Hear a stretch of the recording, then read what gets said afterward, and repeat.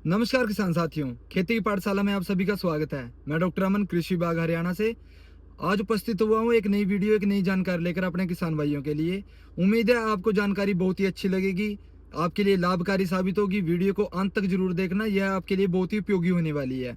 आपने कभी इस बात पे ध्यान दिया है कि किसान भाइयों, हमने अपने खेत में यूरिया व डीएपी के कट्टे डाल दिए हैं, इतनी हजारों की खाद दवाइयाँ पेस्टिसाइड डाल दिए हैं, लेकिन फिर भी एक टाइम ऐसा आता है कि हमारी जो पौधे की ग्रोथ है वो एक जगह पे आके रुक जाती है। देखा होगा काफी बार हमारी फसल बहुत ही अच्छी चल रही होती है और एक टाइम एक ऐसा आ जाता है कि पत्तियां सफेद पड़ने लग जाती हैं, और जब हम शॉप पे जाते हैं तो हमारे हाथ में पेस्टिसाइड व टॉनिक थमा दिए जाते हैं, फिर भी बीमारियां ठीक नहीं होती। तो मैं आपको बताता हूँ किसान भाइयों, यह कोई बीमारी नहीं है, ना ही किसी कीड़े का आपकी फसल के ऊपर अटैक है। इसे कृषि विज्ञान की भाषा में बोलें तो इसे हिडन हंगर के रूप में माना गया है, पौधे की छिपी हुई भूख। हम किसान भाई डीएपी और यूरिया के पीछे इतने ज्यादा अंधे हो चुके हैं कि हमने जो मिट्टी के सूक्ष्म जीवाणु, जो असली रिमोट कंट्रोल होते हैं पैदावार का, उसको ही बुला दिया है। आज मैं इस वीडियो के माध्यम से आपको उन मिट्टी के सूक्ष्म तत्व के बारे में बताऊंगा जिन्हें माइक्रो न्यूट्रिएंट भी कहा जाता है, जो हमारी धरती के लिए, मिट्टी के लिए और पैदावार के लिए बहुत ही लाभकारी साबित होते हैं।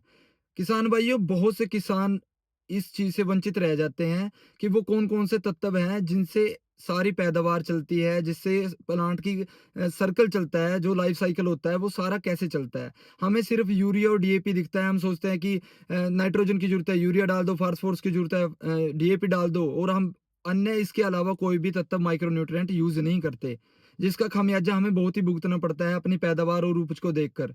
साथ में मैं आज आपको ये भी बताऊंगा कि ये न्यूट्रिएंट क्या काम करते हैं, क्या इनका प्रभाव पड़ता है, अगर एक भी न्यूट्रिएंट कम पड़ जाए तो उसकी वजह से पैदावार पे क्या असर पड़ता है। तो किसान भाइयों, अंत तक वीडियो में बने रहना, तभी आपको समझ आएगा।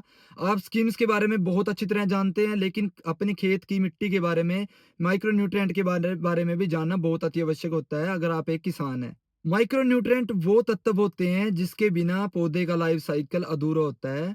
यह इनकी जरूरत खेत के अंदर कुछ ही मात्रा में, कुछ ही ग्राम में पड़ती है। अगर ये फिर भी कमी हो जाती है इन न्यूट्रिएंट्स की, तब आपकी पैदावार एक जगह रुक जाएगी, आपकी उपज बहुत कम निकलेगी। यही मुख्य कारण होता है किसान भाइयों, कि आप बोलते हैं हमारी फसल बहुत अच्छी चल रही थी, एक समय पे आकर रुक गई, हमने नाइट्रोजन भी डाल दिया, फास्फोरस भी डाल दिया, लेकिन फिर भी वो ग्रोथ नहीं पकड़ रही।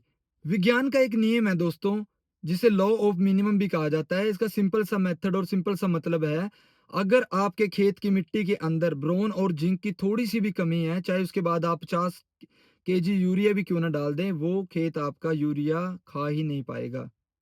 माइक्रो न्यूट्रिएंट खेत में वही काम करते हैं जो हमारे शरीर में, मानव बॉडी के अंदर विटामिन काम करते हैं। चलो जानते हैं इन माइक्रो न्यूट्रिएंट्स के बारे में। सबसे पहले बात आती है जिंक की, जिसे न्यूट्रिएंट का राजा भी कहा जाता है। जिंक पौधे के शरीर का वह मास्टरमाइंड है जो पौधे की ग्रोथ और लंबाई को पूरी तरह कंट्रोल करता है। जब आप खेत की मिट्टी के अंदर जिंक को डालते हैं, तब वो पौधे के अंदर जाकर ऑक्सिन नाम का एक प्राकृतिक हार्मोन्स बनाता है। यह हार्मोन्स पौधे की कोशिकाओं में जाकर उसको खींचकर लंबा कर देता है। अगर मिट्टी के अंदर जिंक की कमी हो गई है, तब यह हार्मोन्स नहीं बन पाता, और इसका नतीजा क्या मिलता है हमें, अगर जिंक की कमी होती है तो जो पौधों की जड़ों की दूरी हो जाती है वो कम रह जाती है, और जो पौधे की ग्रोथ होती है वो, देखा होगा आपने, पत्तियां छोटी पड़ने लग जाती हैं और पौधा बौना रह जाता है। धान की फसल में लगने वाला बहुत ही मशहूर रोग होता है एक खैरा रोग, आप सभी जानते होंगे। वो जिंक की कमी से ही होता है, जिसमें पत्तियां सुखड़ने लग जाती हैं। तो किसान भाइयों, ये था जिंक, जो हमारे लिए बहुत ही जरूरी था पौधों की ग्रोथ के लिए। अब दूसरे नंबर पे आता है माइक्रो न्यूट्रिएंट ब्रोन।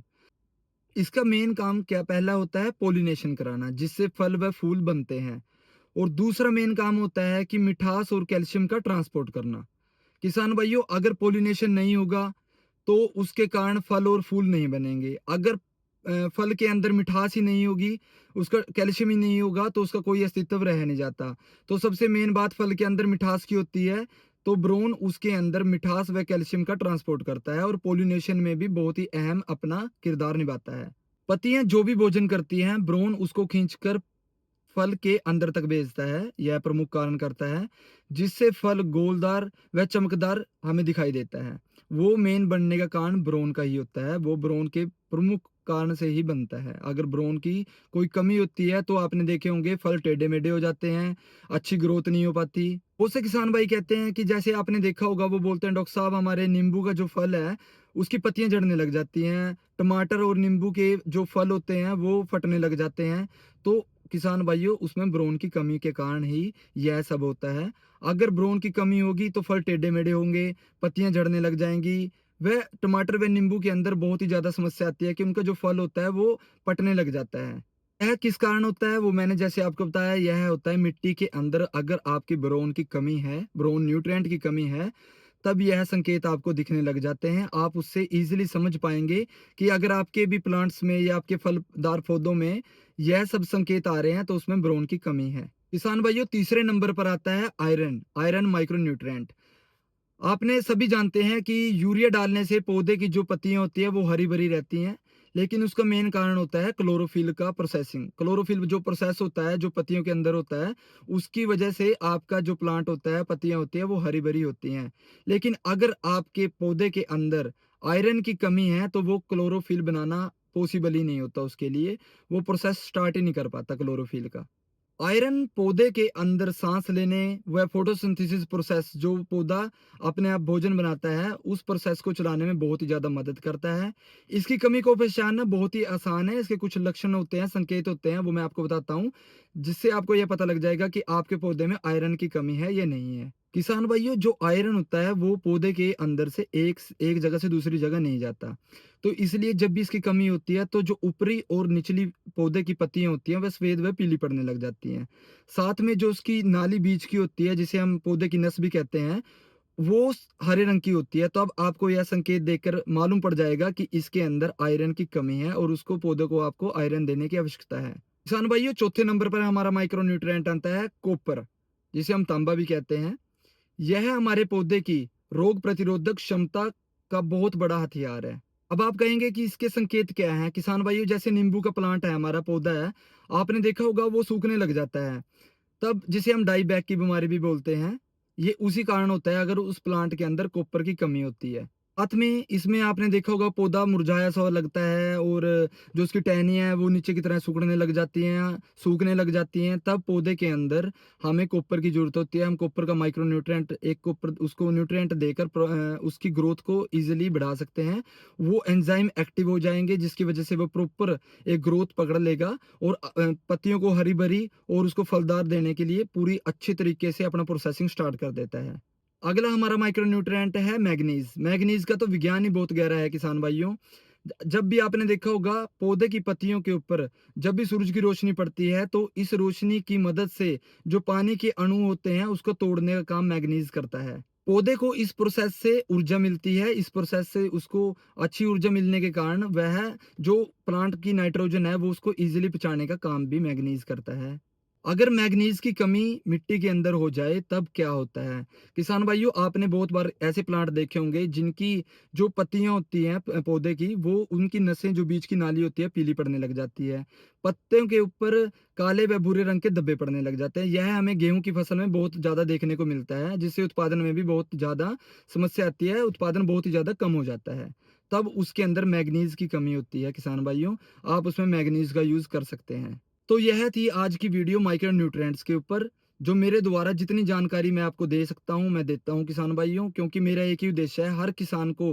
वैसे तो आपको हर चीज़ का भली-भांति पता है, लेकिन जो विज्ञान की चीज़ होती है, कुछ विज्ञान साइंटिफिक मेथड्स होते हैं, मैं आपको बताने की कोशिश करता हूँ इन वीडियो के माध्यम से। मैं आपको बताना चाहता हूँ मैं पिछले 6 साल से कृषि विभाग में अपनी सेवाएँ दे रहा हूँ। मेरे द्वारा हर वीडियो के माध्यम से जानकारी दी जाती है, जो भी स्कीम हरियाणा सरकार व कृषि विभाग के माध्यम से चलाई जाती हैं। अगर आप इन सभी वीडियो को देखना चाहते हैं तो खेती की पाठशाला हरियाणा को सर्च कर सकते हैं। यह यूट्यूब, व्हाट्सएप, फेसबुक व इंस्टाग्राम पर भी अवेलेबल है। आपको मेरे द्वारा जितनी जानकारी है वहाँ पे ईज़िली हर एक तरीके से मिल जाएगी। ज़्यादा से ज़्यादा शेयर करें ताकि हर किसान को हर स्कीम व हर जानकारी जो आप समस्या देखने को मिलती है उसका क्या सॉल्यूशन है वो आप मैं बताता हूँ, वो आप इजीली जान सकते हैं। मैं कृषि विज्ञान से ही मैंने पढ़ाई की हुई है, तो मेरे द्वारा जितनी भी मैं आप कोशिश करता हूँ आप तक वीडियो के माध्यम से सारी जानकारी दे सकूँ। बहुत बहुत धन्यवाद। आप ऐसे ही प्यार बनाए रहें। वीडियो को लाइक जरूर कर दीजिएगा ताकि मेरा मोटिवेट बढ़ा रहे। कमेंट के माध्यम से आप अगर मेरे व्हाट्सएप चैनल से जुड़ना चाहते हैं जिसमें 10,000 सदस्य जुड़े हुए हैं, उसमें मैं पशुपालन, कृषि विज्ञान और जितना हमारा एग्रीकल्चर, हॉर्टिकल्चर की समस्याएँ व स्कीम होती हैं, वो सारी इसमें शेयर करता हूँ। कौन-कौन से ट्रेनिंग पॉइंट हैं, सब बताता हूँ। इसलिए आप ज़्यादा से ज़्यादा शेयर करें और अगर आपको चाहिए तो कमेंट में लिंक डाल दें। लिंक का एक टाइपिंग कर दें लिंक, मैं आपके पास वो लिंक प्रोवाइड कर दूँगा।